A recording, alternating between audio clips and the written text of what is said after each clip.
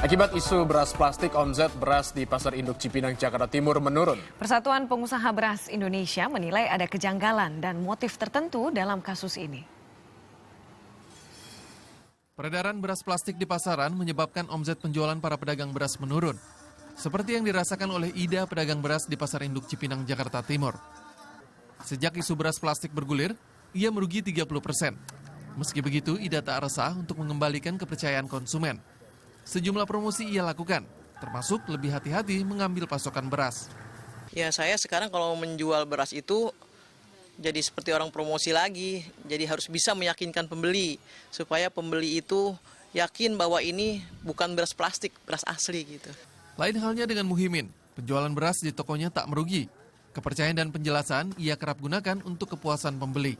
Oh, enggak ada, tapi sejauh ini masih aman-aman aja di tempat saya. Soalnya itu saya emang selalu hati-hati untuk ngambil berasnya itu, dan saya coba untuk jelasin kalau beras yang saya jual itu bebas dari itu, dari plastik itu. Menurutnya daya beli masyarakat karena isu beras plastik juga diakui Persatuan Penggilingan Padi dan Pengusaha Beras Indonesia Perpadi. Meski tak besar, hal ini cukup meresahkan warga dan pedagang. Perpadi menilai ada beberapa kejanggalan, mulai dari motif hingga hasil keabsahan laporan penemuan beras berbahan plastik di Bekasi. Sebetulnya kasus Bu Dewi kan beli literan.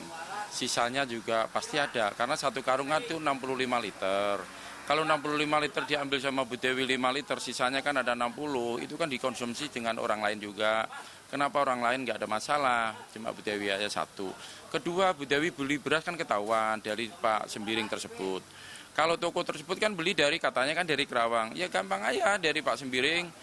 Dilihat di Kerawangnya di mana, nanti Kerawangnya di mana, nanti dilihat produksinya di mana. Kalau motif ekonomi jelas nggak masuk akal.